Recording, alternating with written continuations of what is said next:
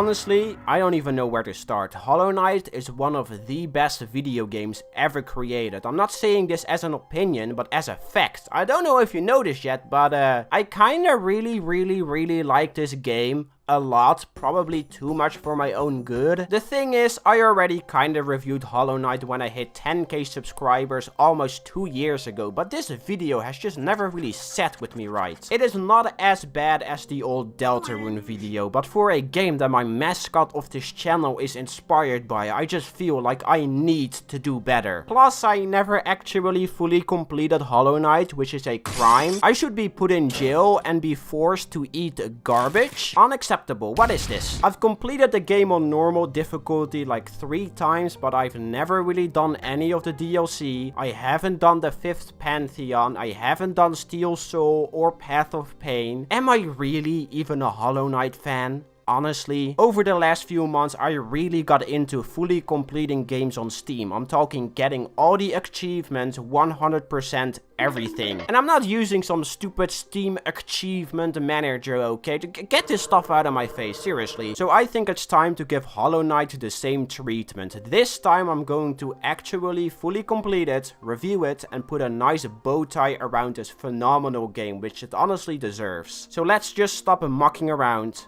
and begin.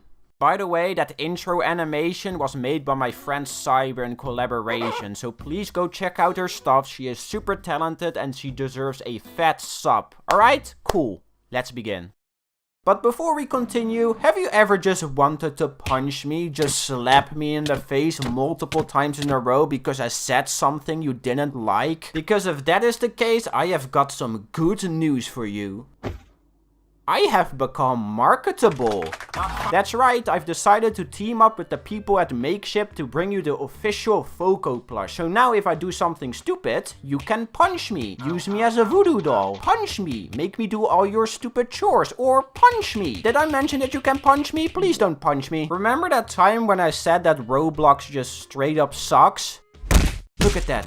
Redemption. I was contacted by Makeship at around April of this year and I had to go through so many hoops. I really wanted to make something special because I don't know if you noticed yet, but I've never really done any merch before. But here we are, so if you ever wanted to support the channel, this is definitely the best way you can do it. It's gonna be on sale for the next 21 days and once the campaign ends, it's gone. Poof, no more Foco plush. We need to reach a total of 200 sales for it to be able to get produced. So if we manage to reach that goal, I will show you what's behind the mask of this dumbass. Maybe it's this, or this, or just complete utter chaos, who knows? So click on the link in the description, buy yourself a cool little gift and support the channel in the meantime, and yeah, just buy the plush and give me money, man. I like money. Alright, let's continue with the video.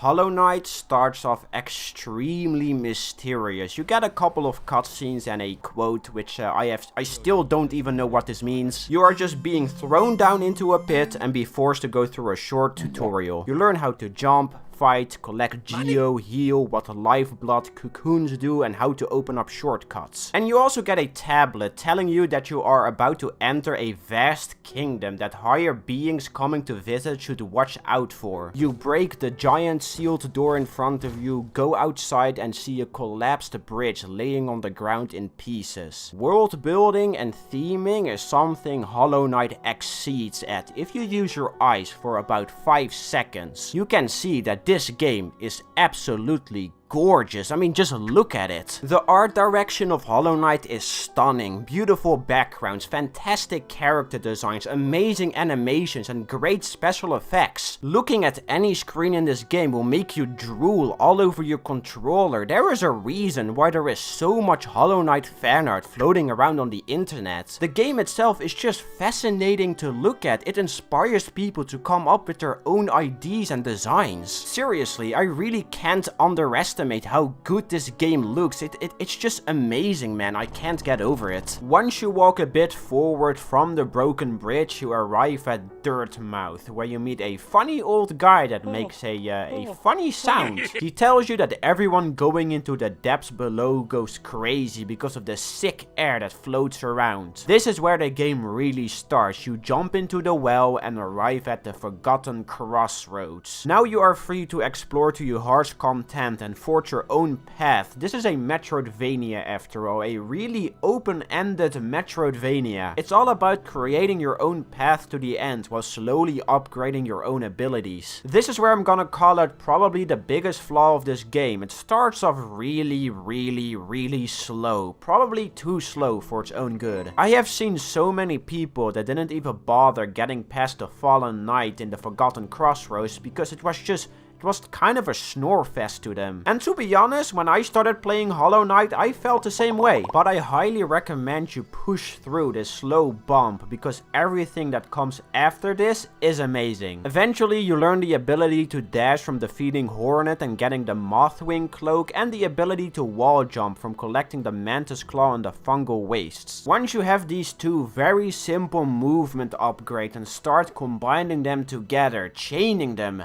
then you start to get hooked. Movement in Hollow Knight is snappy and extremely tight, like it's honestly just addicting to go from point A to B. It is very Metroid-like movement, where it's just bam, bam, bam. It feels good to swiftly maneuver your way through all the obstacles and enemies, pogoing off them to get a bit of extra height. Later on, you also get the Crystal Heart that makes you go, just fly to the other side of the room like you're being fired out of a cannon, and you also get a double jump that just feels like I'm turning into like an Italian chef right now. Like it's so spicy. Like These are the only 4 movement upgrades in the game. This isn't Mario Odyssey or Celeste level of depth, alright? You're not gonna end up doing some weirdo stuff, but they had no reason to go this hard with the movement in a Metroidvania. It's hard to explain, but the platforming in this game, it just feels nice, man. The place where this really shines though is the White Palace, which is basically Hollow Knight platforming heaven. Here you have to do a quite lengthy platforming obstacle course to get a piece of the King's Soul, which you need for the true ending, and this whole part just feels so buttery smooth to go through. You're dashing, double jumping, pogoing, crystal dashing, wall jumping, all in quick succession while making snap decisions. It isn't the hardest or most creative jumping puzzle out there, but it does the trick nicely, man. Like, I like it a lot. But if you have some real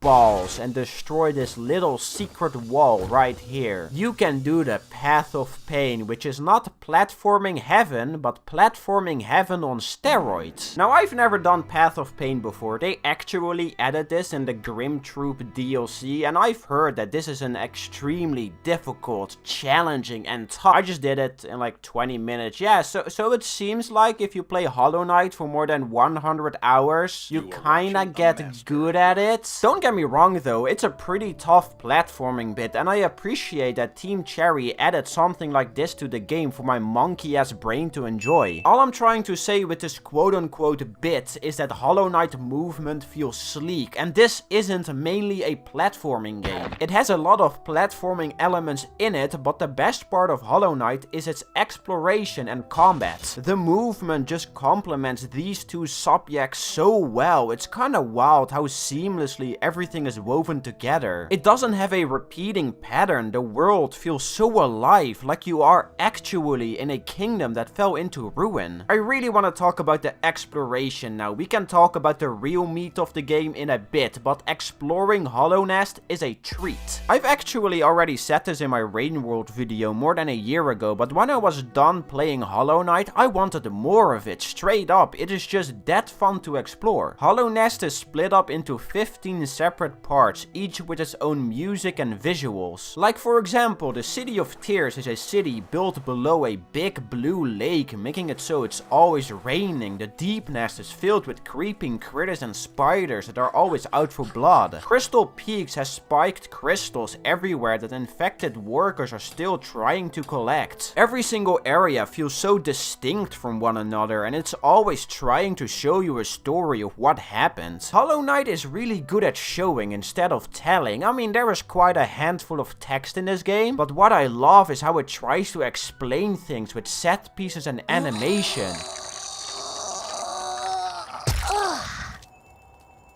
They actually animated a bug taking a shit. I love this game. One of my favorite quests you can do is of course saving Zote the Mighty. This is a side character very similar to the knight himself, but he's just kind of full of himself. Always acting like he's better than you even after saving him multiple times. But the funny thing about that is if you go through with saving him and go to the Colosseum of Fools, you can actually fight him. And he can't even damage you, so you smack him, go back to Dirtmouth, visit Bretta's house, dream nail the big ass Zote statue, and you can fight this monstrosity. This is such a goofy thing to add into a game all about fighting off an infectious disease. 10 out of 10, would save Zote again. By the way, if you're enjoying the video, hit that like button. Yeah! All these little things in this gigantic world makes you want to keep playing it. It's genuinely a lot of fun to find hidden secrets, items and bosses. Relics that you can trade for extra geo, mask shards and vessel fragments that give you a better survival chance in combat. Charms which can give you extra abilities by equipping them. Grubs in glass jars, oh no. Kill ore, rancid eggs, hunter's journal entries, characters, lore tablets, nail arts, funny looking trees. This mushroom guy that looks like a peepee. It's a packed game, alright, and all of this for 15 bucks? That's what I call a steal. You have a funny map guy that makes humming noises when you get close to him, hot springs where you can recharge your soul, dreamers who act like little mini bosses. I honestly could go on, but I think it's time to talk about the real meat of Hollow Knight. The combat in Hollow Knight is fantastic. I don't think there's a better way to say it, honestly. The system they have in play here is very simple. You press a button and you swing, hit enemy X amount of times until they explode. And every single time you hit someone, you get 11 soul, up to a total of 99. And you can spend 33 of those souls to either shoot out a spell to deal a big chunk of damage or try to focus to heal yourself. It is a nice balancing act. You can't just jump in spam attack until an enemy or boss dies. You have to figure out their attack pattern and work around it. You also can't just heal whenever you want. You need to find an open spot where you know you will be safe for a few seconds and try to go through this short little animation. If you get hit while you are in this state, it will still take away your soul and not heal you, so it's important to figure out when you're safe and when you are able to heal. Those are the basics of Hollow Knight's combat. Again, it's a very simple system, but the way they delve more into this is with the use of charms. You know, those things I skimmed over about a minute ago. Yeah, these things enhance your abilities when you equip them, and each charm does something different. Now, I'm not gonna act like every single one of these is a winner. You have some real stinkers here, literally. This one just makes you fart. That's the charm. Every single charm has a charm notch cost. You start with only 3 notches, but you can bump it up all the way to 11. Usually, the better a charm is, the higher the notch cost is. So, for example, Steady Body makes you not get any knockback for 1 charm notch, and Quick Slash makes you attack quicker for 3 notches. Stalwart Shell makes you get more invisibility frames for 2 notches. Soul Eater is 4 notches, Sharp Shadow is 2, Dream Wielder is 1, you get the gist of it. The fun part about this system is that it feels exciting to get a new charm, a new ability to play with. You might get one that makes you focus quicker, or one that makes little spider buddies appear to help you aid in combat. Some of them also synergize with each other, like Fluke Nest. This charm costs 3 notches and it turns your vengeful spirit into a horde of disgusting worms, kinda like a shotgun. If you combine Fluke Nest with the Fart charm, you can shoot out a giant worm balloon that just kinda bounces around. Is it useful for anything? Not really. Is it a total waste of charm notches? Absolutely, but is it funny? Yes, this is very funny. You wanna go from one side of the map to the other as quick as possible, equip Dash and Sprint Master. You wanna thoroughly explore the map and not miss anything, Wayward Compass and Gathering Swarm are your best friends. Is spamming a bunch of spells in quick succession more your style, equip Spell Twister and Soul Eater. Or if you wanna have a straight up downgrade, you can equip this. This will definitely not bite you in the ass or anything. No.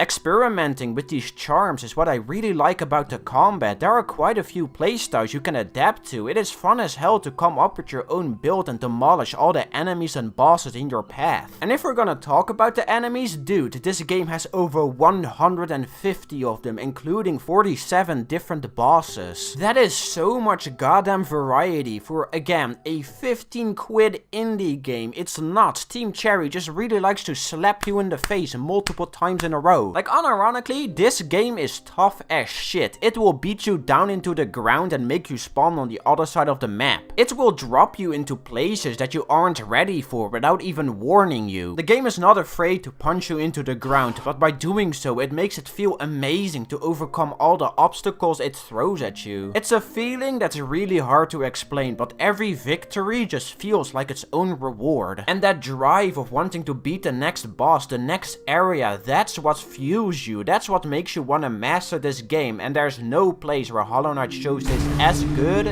as the Pantheon. Who cares? You know, that thing I mentioned at the start of this video that I never really tried before? Well, it turns out that this is really hard. Yeah! The Pantheon is a boss rush. You know those little side content things in games where they just spew a bunch of bosses at you in quick succession? They usually kinda suck, alright? Mario games, for example, really like to do this, and it always just feels lazy, like you just slapped it together at the last minute. And I'm of course not talking about games like Titan Souls or Cuphead. I'm talking about it being a little side thing to the main game. In Hollow Knight, it is also just a little add-on. You can access it by going to the junk pit and dream nailing the God Seeker to arrive at the God Home. Here you will find the Pantheon, which is first split up into 4 separate sections from easy to hard, and each one of them consists of 10 bosses. Once you have completed all of these, which is quite a challenge might I add, you can do the 5th one, and this is without a single doubt the hardest part of this entire game. Every single boss back to back, including these losers at the end. There isn't a single checkpoint, so dying means redoing everything. The game just slaps you into an arena and makes you suffer for about 10 hours. This is the real final boss of Hollow Knight, and I adore it. I think I've never loved a boss rush this much before. This is how you do it. You have beautiful new backgrounds and music, new variants to existing fights, a whole hallway of every single boss statue that you can challenge to train, bindings to give you a bit of an extra challenge if the 5th Pantheon wasn't hard enough, and you'll also have this. 10 out of 10. And once you have beaten the 5th Pantheon, you just start celebrating, man. This is such a good bit of bonus content, and it doesn't feel recycled at all. It's a tough but fair challenge for real diehard Hollow Knight fans to just thrust their fist into. Almost every single aspect of Hollow Knight is just fine-tuned to perfection. Everything clicks: the combat, lore, platforming, exploration. It's nuts how they managed to do it. Team Cherry, if I ever manage to meet you guys in real life, I want to shake your hand and thank you. Thank you for this phenomenal experience. This is one of the most touching games I've ever played. I love the art style, I love the animation, the mechanics. It's just Hollow Knight is a masterpiece. I know Critical secretly stole my old video title, but he kinda spitting facts, you know. So yeah, I did it. Well, I did it 4 years too late. I guess there is only one thing left to say. Go buy Hollow Knight if you haven't already. It is a 15 quid game that goes on sale almost monthly. Don't be a little baby and watch some Let's Play on YouTube. Go experience it for yourself, please. Silksong is also right around the corner, and you really don't want to miss that. So just go play Hollow Knight, alright? Also, subscribe, like, and like. Thanks.